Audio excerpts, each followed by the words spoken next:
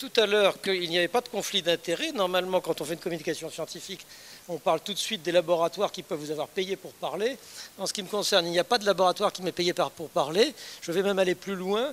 Je suis d'origine chrétienne, mais je ne pratique plus depuis bien longtemps. J'ai vis-à-vis de la religion chrétienne une position assez distante, et donc tout ce que je dis n'est pas inspiré même par une quelconque foi chrétienne, mais simplement par 30 ans d'observation, d'expérience. Eh bien, cette expérience, au départ, ne m'orientait pas spécialement vers les hommes et les femmes. Mes premiers travaux ont porté sur l'attention et la perception, et ce qui m'intéressait, c'était de voir comment on se construisait son monde. Et bon, ça m'intéressait d'une façon générale. J'ai commencé par travailler sur l'attention en psychologie, et de là, je me suis porté sur l'attention chez les malades mentaux. Je me suis intéressé à la façon dont les déprimés, les schizophrènes et les autres, les anxieux, qui pouvaient se construire leur monde à partir du tri qu'ils faisaient autour d'eux en sélectionnant des informations pertinentes pour leur conscience. Et puis, le temps passant, parce que en même temps que ces intérêts scientifiques un peu gratuits, j'avais des intérêts humains et je pratiquais mon métier de psychiatre. Eh bien, le temps passant, je me suis rendu compte quand même que parmi mes patients, la différence entre les hommes était absolument vertigineuse et qu'ils fonctionnaient l'un et l'autre dans un univers mental considérablement différent. Il n'y avait pas finalement à aller chercher du côté des malades mentaux pour voir une différence avec moi, mais que déjà la différence d'univers mental entre les hommes et les femmes avait déjà de quoi de remplir un monde de réflexion. Alors, bon, j'ai ensuite essayé d'ordonner toutes ces observations à travers une interprétation théorique que je vais essayer de vous livrer pour vous faire comprendre en quoi j'estime que les hommes et les femmes sont différents. Et puis ensuite, eh bien, on essaiera d'aborder la question du coût économique, ou en tout cas des complications induites. Mais vous m'excuserez peut-être de ne pas faire ça aussi clairement que si j'avais pu m'appuyer sur mon diaporama. Alors, premièrement, la différence entre les hommes et les femmes. Eh bien, il y a cette différence, il faut l'avoir de deux points de vue. Nous naissons équipés de deux sortes de besoins. Enfin, il y en a d'autres, il y a des besoins alimentaires, par exemple, mais il y a deux autres sortes de besoins qui doivent être considérés là pour s'intéresser à la différence des hommes et des femmes. Il y a d'abord des besoins sexuels, tout le monde les connaît, et ils sont évidemment indispensables à l'espèce pour qu'elle se propage, qu'elle se reproduise. C'est un point. Ces besoins sexuels, eh bien, comme nous ne sommes pas des bêtes, ils sont réélaborés en tant qu'humains, et ils sont réélaborés dans ce que l'on appelle les appétits érotiques. Ils désignent, enfin, ils lancent, enfin, ils constituent la base de la dynamique érotique de l'individu. Ensuite, il y a une seconde sorte de besoin que l'on a tendance complètement à oublier et qui est pourtant fondamentale. Et peut-être même d'ailleurs que si j'ai écrit mon livre, c'était surtout pour rappeler ces besoins-là. Et ce sont les besoins affectifs. Les besoins affectifs, eh bien, c'est le besoin de faire lien.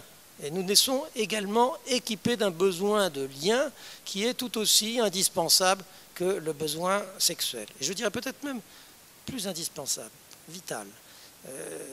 Je dis ça parce qu'on peut se retrouver face à des situations où le besoin sexuel ne s'accomplit pas, vous le savez, et puis il ne se passe pas grand-chose. Au pire, on devient un peu nerveux, ou alors on s'intéresse à autre chose. En revanche, si le besoin affectif n'est pas là, eh bien, n'est pas comblé, eh bien, alors là, il peut y avoir des situations très graves. Et on voit notamment chez l'enfant, quand il n'y a pas le soutien affectif voulu, des dépressions graves qui peuvent aller jusqu'à la mort. Donc c'est ce besoin de lien qui me paraît également à considérer. Alors maintenant, comment les hommes et les femmes diffèrent-ils dans le domaine de ces deux besoins? Eh bien, commençons par les besoins érotiques. Et les besoins érotiques, il ne faut pas oublier tout de même que nous n'avons pas le même corps, nous autres, hommes et femmes. Et on finirait avec la culture ambiante par perdre la notion de ces évidences. Pourtant, nous n'avons pas le même corps et ça commence tout de suite. Le nourrisson garçon, on n'a pas le même corps que le nourrisson fille. Alors, tant qu'il est nourrisson, eh bien, il ne se rend pas compte de grand-chose, parce qu'il vit dans un univers qui est l'univers sensorimoteur. Jusqu'à la première année, dans les 18 premiers mois, le nourrisson est un être réactif qui se laisse un petit peu bercer par ce qui se passe dans le monde et qui ressent différentes choses.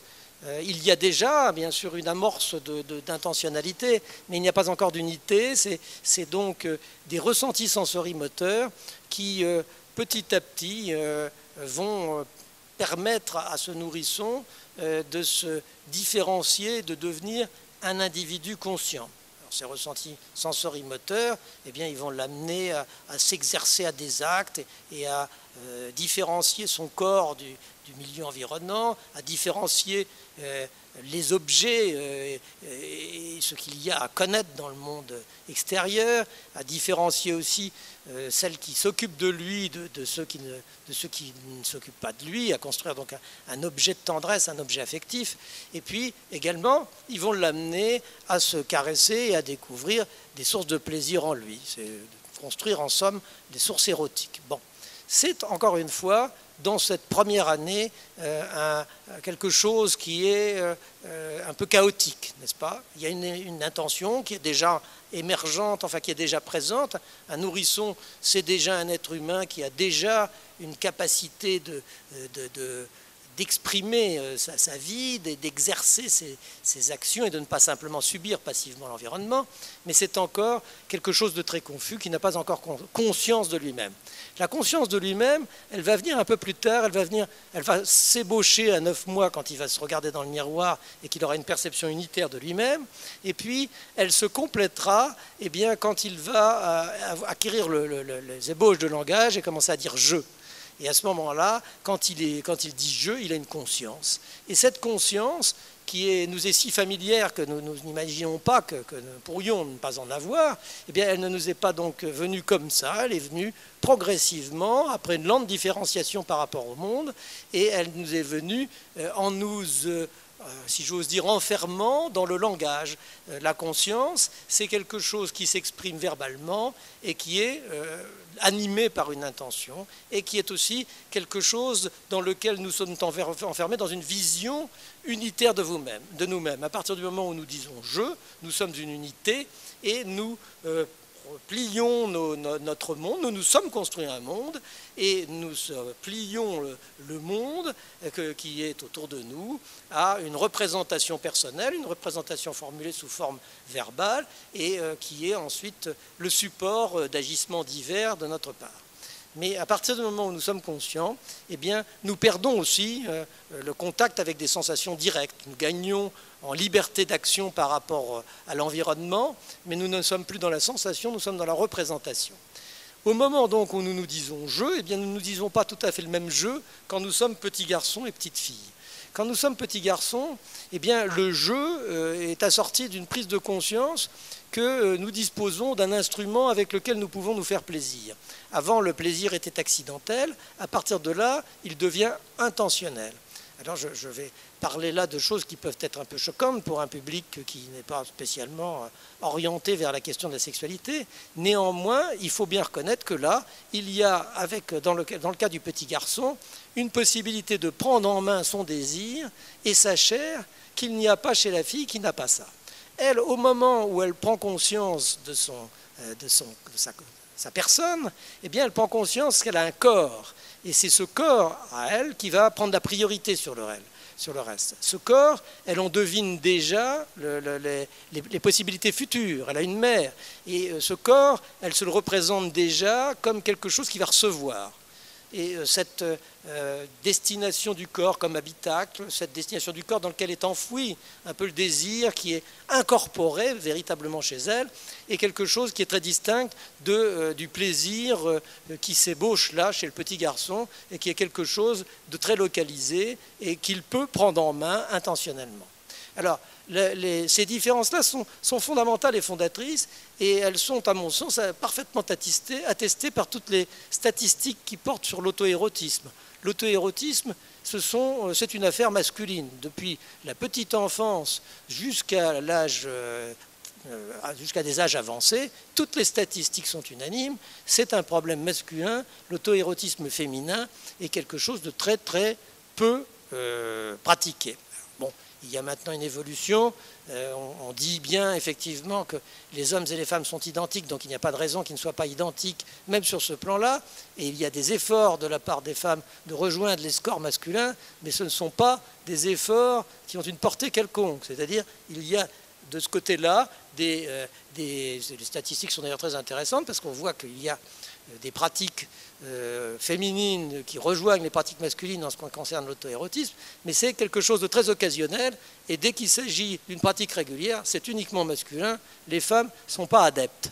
Alors il y a encore d'autres aspects de l'érotisme qui différencient clairement l'homme et la femme, c'est que son érotisme à l'homme est guidé ou s'appuie sur des signaux visuels, alors que l'érotisme féminin s'appuie sur des signaux qui sont des signaux de proximité, des signaux cutanés, des atmosphères, des contextes. Bref, la femme, c'est quelqu'un qui vit son plaisir à travers un corps, et un corps qui doit entrer dans une relation pour être ému, alors que l'homme, c'est quelqu'un qui vit son érotisme à travers une construction dont il est maître et qu'il plie à des scénarios et qui peuvent l'éloigner un petit peu de la relation. Bon, c'est d'ailleurs quelque chose qui, en effet, plus tard, posera un peu de problème, car l'érotisme masculin peut avoir quelques difficultés à s'adapter à la relation, alors que l'érotisme féminin est au contraire quelque chose qui prolonge assez naturellement la relation. Ça, c'est la première partie. Je vous ai dit qu'il y avait une seconde partie qui était le besoin de lien. Là, dans le besoin de lien, on voit aussi des distinctions entre l'homme et la femme. Parce que le besoin de lien prend sa source, je vous l'ai dit, dans quelque chose de très naturel, qui est le besoin d'attachement. L'attachement est quelque chose avec lequel naît le nourrisson et qui lui permet de s'agripper à sa mère. On a parlé beaucoup des instincts maternels et c'est l'objet de débats sur lesquels il n'est pas nécessaire de s'étendre ici. Il y a une chose qui est certaine, qui est parfaitement assurée, c'est qu'il n'y a peut-être pas d'instinct maternel, mais il y a un instinct du nourrisson de s'agripper à la mère. Et ça, c'est quelque chose de très puissant. C'est probablement prévu par la nature pour que des mères négligentes ne laissent pas leurs enfants de côté sans que celui-ci se manifeste. En tout cas, ce qui est clair, c'est que le nourrisson, il naît avec un besoin de s'agripper à la mère. Il y a eu là-dessus des expériences merveilleuses qui ont été faites par Harlow dans les années 50 avec des macaques et qui démontrent combien un tout petit macaque ne peut pas survivre s'il ne s'attache pas à la fourrure de sa maman. C'est des expériences sur lesquelles je ne peux pas m'étendre, mais qui sont quand même, il faut quand même peut-être en dire deux mots, parce que peut-être utile déjà de voir d'une part comment est née cette idée, et ensuite combien c'est important pour le nourrisson de vivre à côté d'une mère. Harlow s'intéressait donc à des petits singes et il en avait mis de côté dans des cages. Et là, il y avait dans ces cages certaines qui avaient une couverture de feutrine et d'autres qui n'en avaient pas. Et tous les nourrissons qu'il a mis dans les cages où il y avait une couverture de feutrine, c'était un hasard, hein, c'était pas une recherche expérimentale. Tous les nourrissons qu'il avait mis dans des caisses de feutrine ont survécu. Ceux qui, avec un petit sol de feutrine, ont survécu. Ceux qui étaient dans les cages avec le sol en grillage sont morts. Et tous ceux qui étaient dans les cages avec le sol de feutrine, non seulement ils ont survécu, mais il les a vus qui s'enroulaient dans la petite couverture en feutre. Alors il s'en est déduit que peut-être que le nourrisson singe avait besoin de s'agripper à une fourrure pour survivre. Et à partir de là, il a fait des expériences en faisant des mères artificielles, certaines étant recouvertes d'une fourrure artificielle et d'autres étant des mères en grillage. Et les mères en grillage possédaient aussi une tétine, pour la question étant de voir si finalement, si le nourrisson s'agrippait à la mère, c'était une question de besoin alimentaire ou une question de fourrure. Si c'était une question de besoin alimentaire, il est évident qu'il devait aller sur celle qui avait la tétine et pas sur celle qui avait la fourrure. Eh bien, il allait sur celle qui avait la fourrure, qu'il ne quittait que pour aller téter la tétine de temps en temps. Donc, il y avait là une preuve tout à fait remarquable de ce besoin d'agrippement du nourrisson et de ce besoin d'agrippement de quelque chose de chaud, de tiède, de chaleureux, qui est à la base du besoin de caresse, de tendresse. Et les expériences de Harlow ont permis de démontrer que le contact avec une mère, je parle bien du contact, on pourrait dire presque peau à peau, en tout cas le contact de proximité avec une mère, est une donnée indispensable au nourrisson pour qu'il puisse ensuite s'ouvrir aux autres, avoir des pratiques sociales et avoir aussi pas trop de dégâts personnels. Parce que s'il est élevé par une mère qui n'a pas cette fourrure, le nourrisson, s'il y a la tétine, il arrive à survivre, il satisfait ses besoins alimentaires, mais il a de très gros problèmes personnels.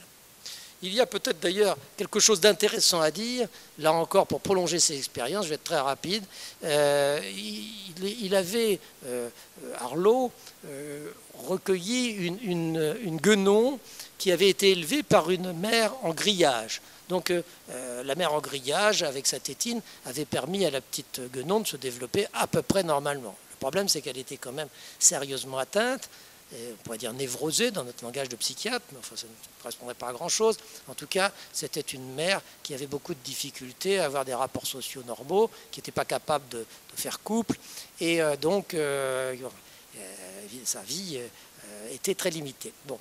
Harlow, qui voulait voir absolument comment les choses pouvaient se passer si elle devenait mère elle-même, s'est débrouillé pour qu'elle ait un rapport sexuel avec un singe. Je crois qu'il a fait une insémination artificielle, tellement c'était impossible pour elle d'avoir un contact avec ses pairs, PAIRS, et même d'avoir un rapport d'accouplement, encore moins peut-être un rapport d'accouplement avec un autre singe. Donc, si j'ose dire un peu brutalement, il lui a fait une insémination artificielle et elle s'est retrouvée mère, la petite guenon. Et alors, elle a été une très très mauvaise mère qui n'arrêtait pas de flanquer des peignets à son pauvre enfant, qui lui s'agrippait désespérément à la fourrure. Et à la longue, eh bien, l'agrippement du nourrisson a eu un peu raison de la mère, et la mère a fini par avoir avec lui des gestes un peu plus tendres.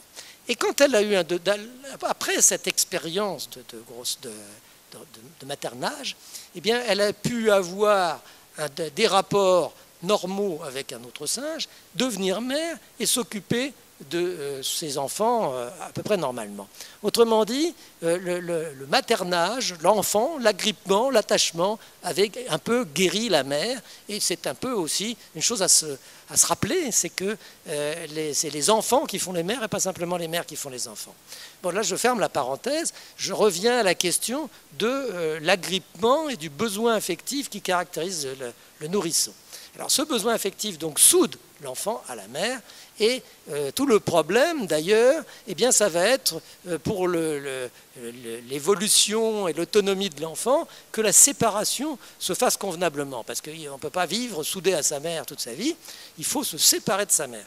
Et cette séparation, eh bien, chez le petit singe, elle se fait avec une certaine brutalité. Au bout de 4 mois, la mère donne quelques coups au petit singe, et puis il s'éloigne d'elle. Et puis il y a, en plus de la dureté de la mère, l'appel pour le petit singe du monde extérieur, parce que le macaque est, comme beaucoup de primates, très curieux, et que, en dehors de la toison de sa mère, il s'intéresse beaucoup à tout ce qu'il y a autour de lui. Alors, chez l'humain, ce n'est pas tout à fait pareil. Il y a aussi un attachement, et il va falloir qu'il y ait une séparation. Mais cette séparation, elle ne peut pas se faire de la même façon. Elle va se faire certainement parce que l'enfant a lui aussi une espèce de curiosité pour le monde extérieur, mais elle se fera également parce que la mère n'appartient pas à l'enfant. Et pour qu'elle n'appartienne pas à l'enfant, ben, il faut aussi qu'elle appartienne à quelqu'un d'autre, et qu'elle appartienne à un père qui est un espace maternel dans lequel ne pénètre pas l'enfant et qui lui permet de s'autonomiser. Bon, alors maintenant la question de l'éloignement ou de la séparation de la mère avec sa fille n'est pas du tout la même que la question de la séparation de la mère avec son fils. Parce que le fils, il a ce besoin donc d'être avec sa mère, dans lequel il risque de s'engloutir, et il est indispensable qu'il se signale comme quelqu'un de différent de la mère. Il faut qu'il se pose en tant que garçon par rapport à cette mère qui est une femme. Et sa manière de se poser en tant que garçon à cette mère qui est une femme, sa manière de lui échapper, c'est précisément de s'agripper à ce plaisir qu'il peut se donner lui-même et dont il est propriétaire. c'est aussi une des choses qui renforce l'auto-érotisme masculin. Oui, il faut que je fasse vite, je vais essayer d'aller très vite. Et d'autre part, il y a chez la femme quelque chose de tout à fait différent, parce qu'elle, elle naît d'une mère, elle n'a pas à échapper à la mère, elle a à prolonger la mère. La situation n'est donc pas symétrique, et l'affectivité féminine tentera de poursuivre l'œuvre maternelle, et elle se conjuguera parfaitement avec ses appétits érotiques pour faire une relation concentrée justement sur le lien. Alors que l'homme, dès le départ, vit en rupture sur le lien et doit en permanence échapper au lien qui risque de l'engloutir. C'est une chose qu'avait déjà remarqué Robert Stoller, qui s'est intéressé beaucoup aux intersexuels. Les théories du genre ont pris leur source dans un certain nombre de réflexions. Vous en avez entendu parler ce matin, j'y étais pas, mais enfin, je les connais un peu. Et je sais notamment qu'il y a eu quand même des biologistes et des psychologues qui ont participé beaucoup au départ à ces questions du genre. Et un de ces psychologues, qui était un psychiatre, c'était Robert Stoller, qui a beaucoup travaillé sur les intersexués et qui a bien indiqué combien c'était l'identification à un genre n'était pas simplement le fait d'être doté d'un sexe, c'était aussi une espèce d'assignation personnelle et sociale, hétérocentrée. Et Robert Stoller disait bien, la question du devenir masculin n'a rien à voir avec celle du devenir féminin. L'homme, il est en permanence menacé d'être englouti par la femme dont il naît, dont il provient. Et donc il y a en permanence cette quête d'échapper. Et en même temps, pourtant, cet homme qui a besoin d'échapper, il a besoin aussi d'appartenir, il a besoin du lien. Le lien à sa source, il est né avec, et il en a tout à fait besoin. Il a besoin, comme la femme, de stabilité affective et de sécurité. Donc il s'agit ensuite de composer un couple qui sera fondé sur ce besoin de lien et de sécurité affective, en conciliant ça avec des univers érotiques qui sont un peu distincts et des menaces qui ne sont pas non plus tout à fait les mêmes. Si on perd de vue que nous ne sommes pas construits pareil, eh bien alors nous tombons dans des quiproquos qui font que chacun cherche à imposer sa norme à l'autre et que le couple se sépare. C'est ce qui se passe dans la plupart des cas aujourd'hui, et ça ne peut aller que de plus en plus dans ce sens-là, même quand on est conscient de toutes les difficultés de l'entreprise du couple. Eh bien c'est toujours une entreprise périlleuse et il faut beaucoup de bonne volonté et de bonnes intentions pour la mener à son terme ou le plus loin possible. Mais si en plus on part du fait qu'on est en face du même que soi-même, eh bien à ce moment-là, c'est une entreprise condamnée, et c'est évidemment quelque chose qui alors condamne nos contemporains à la solitude, et puis condamne leur descendance à une grande souffrance, parce que les enfants, qu'on le veuille ou non, sont quand même plus se forment mieux à l'intérieur d'un cadre familial, avec des parents qui sont leurs parents, leur source, leur origine, qu'avec des parents qui sont des parents alternés, intermittents, à répétition. Entre parenthèses, d'ailleurs, la situation actuelle amène à des ruptures multiples, effectivement, dans tous les couples. Et ce qui se produit doucement, c'est une sorte de matriarcat. C'est-à-dire que, puisque les enfants restent avec la mère, pour la raison qu'on vient de signaler, elle sort de son ventre, et l'attachement est quand même plus une question de femme que d'homme. Eh bien, les enfants restent avec la mère, les pères, eux, eh bien, ils vont vers d'autres femmes, auxquelles ils font d'autres enfants, ils perdent leur légitimité par rapport à leur propre progéniture, et petit à petit, la progéniture est en relation directe avec la mère, ou en relation unique avec la mère, et ça c'est très ennuyeux, parce que il y a une propension maternelle à materner. Encore une fois, je ne sais pas ce qu'il en est de l'instinct maternel. Ce que je sais, c'est qu'il y a une propension maternelle à materner, et que cette propension maternelle à materner, elle a besoin du frein paternel. S'il n'y a pas le frein paternel pour séparer la mère de l'enfant, on arrive à de gros problèmes psychologiques de la part de l'enfant, et c'est ce qu'on voit, me semble-t-il, de plus en plus. Voilà, je vous remercie, et j'ai essayé d'être le plus clair possible.